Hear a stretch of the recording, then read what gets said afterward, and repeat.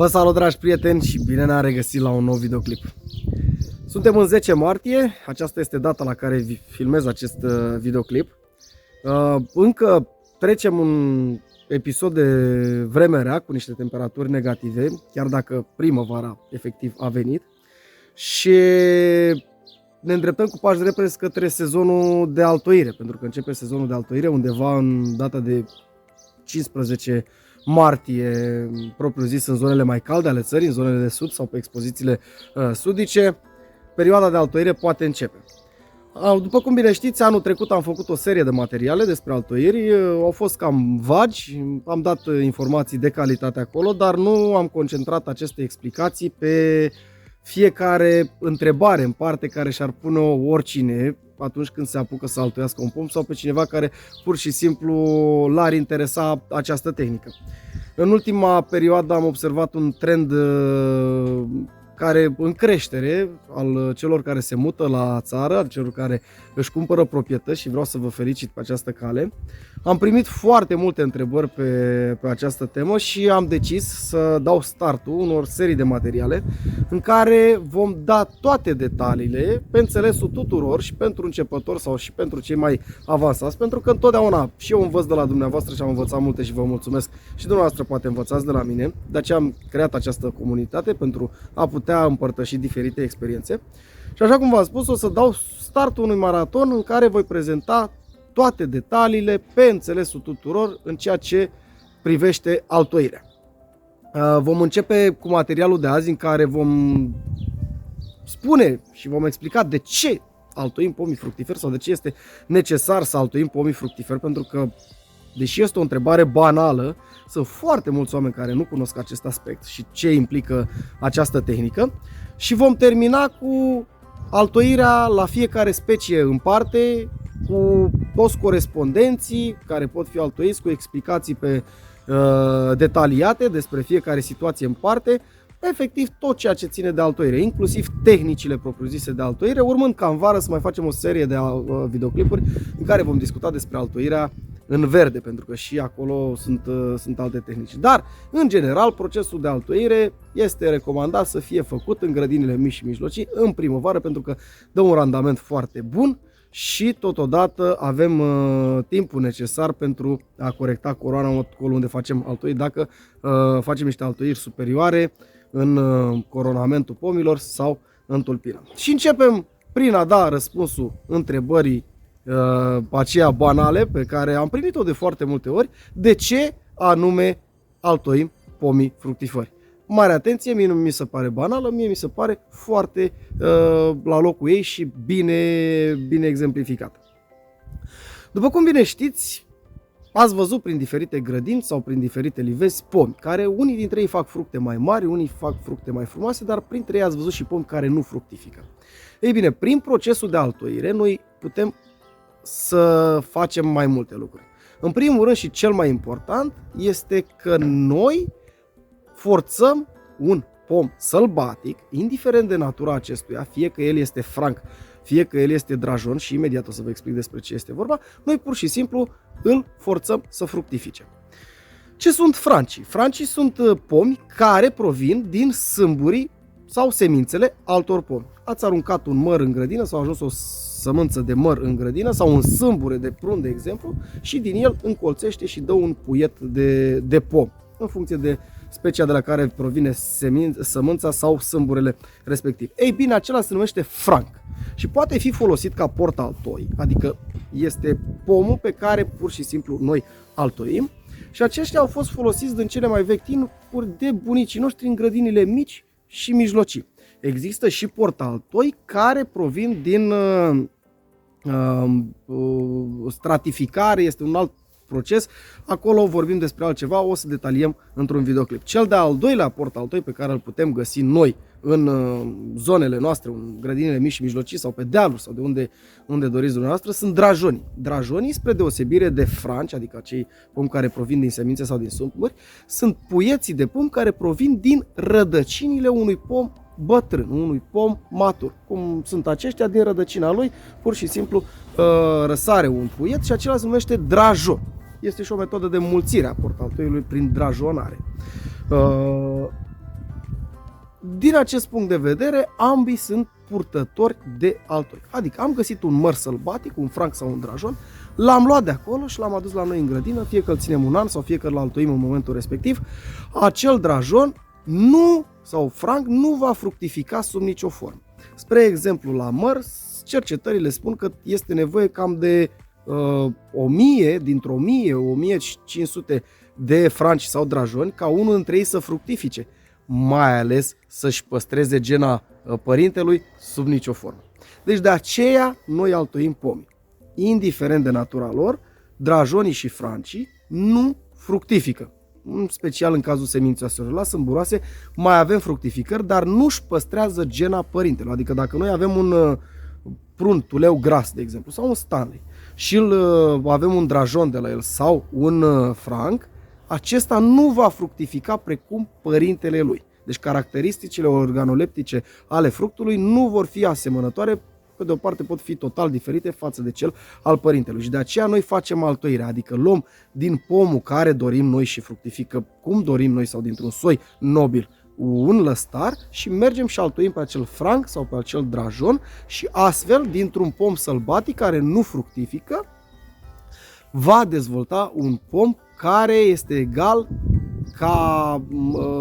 din toate punctele de vedere cu părintele lui, de unde vine lăstarul prin care altoim. Și pur și simplu, din acest punct de vedere, se face altoirea pentru a aduce în grădinile noastre soiuri pe care le avem în alte zone sau pe care dorim noi să le avem în grădină. Bineînțeles că procesul de altoire, mai complex dacă am putea spune așa, se mai practică și pe pinierele mari, mijlocii și așa mai departe. Dar totodată și în stațiile de cercetare. Dacă am dori să să parcurgem drumul unei altoiri autentice, am pornit cu stațiile de cercetare, unde acolo se combină diferite soiuri de portaltoi special creați cu diferiți altoi de la anumite soiuri pentru a crea niște soiuri nobile. În aceste stații de cercetare se dezvoltă niște hibrizi cărora li se impregnează anumite caracteristici. De exemplu, la soiul d'Agen este impregnată caracteristica de îmbogățire cu zaharurile fructului pentru producția de dulcețuri majunuri sau de producție de alcool. La soiul Stanley este, de exemplu, impregnată caracteristica de coacere mai timpurie și totodată de o pulpă mai tare, mai rezistentă pe parcursul mai mult timp, astfel încât ca el să poată fi folosit ca un fruct de masă și așa mai departe. Diferite caracteristici care se practică în aceste stații de cercetare. În momentul în care stația de cercetare creează hibridul pe care îl vrea, îl certifică, îl autentifică și dă materialul, contracost sau depinde cum dorește, către pepiniere.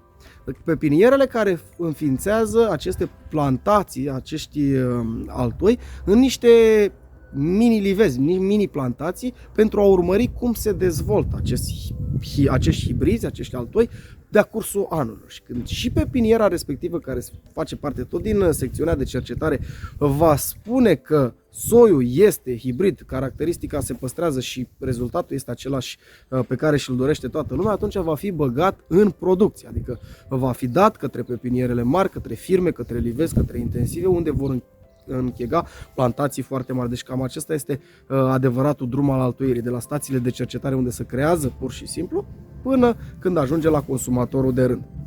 Dar noi nu intrăm în aceste detalii pentru că pe noi ne interesează grădinile mici și mijlocii. Și cum vedeți dumneavoastră în spatele meu pe aici, filmez predominant din grădină pentru că filmez în pauza pe care o am și eu de 5-10 minute. Nu merg în livezile celelalte pentru că acolo când merg am foarte multe treabă și nu-mi permite timpul. Toți acești pomi sunt altoiți de mine și sunt înnobilați cu soiuri pe care eu le-am considerat de cuviință să le am în grădina mea.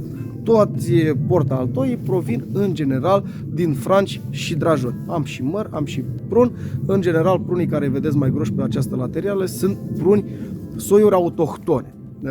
Aici am avut parte de o retrocedare, pe laturile gardului erau salcâmi, de aceea aceștia au crescut și foarte mari. Eu am plecat din zonă, n-am mai putut să-i rectific, dar până la urmă pe mine în grădină mă interesează și umbra, pentru că am căței, după cum vedeți acolo, mai stau într-un hamac și așa mai departe. În afară de aceste soiuri pe care noi le altoim, mai sunt și soiurile autohtone, care dau o producție, dar nu dau o producție pe care ar fi vandabilă, dacă ați putea spune așa, să fie o producție de calitate. Soiurile autohtone, unele dintre ele, în special la sâmburoase, nu la semințoase, își mai păstrează gena părintelui, dar și acolo suferă anumite modificări. Și aici avem câteva soiuri de tuleu gras și mai avem câteva soiuri de prun, cum ar fi pruna bistrițeană, cum ar fi vânătul românesc și așa mai departe, dar nu sunt niște soiuri nobile, tocmai de aceea intervin soiurile care trebuie altoite. Așa că, chiar dacă am discutat foarte mult în acest videoclip, a fost o parte introductivă, din punctul meu de vedere, altoirea ar trebui luată în considerare pentru a vă crea dumneavoastră în grădină un soi autentic pe care îl doriți dumneavoastră cu mâinile dumneavoastră.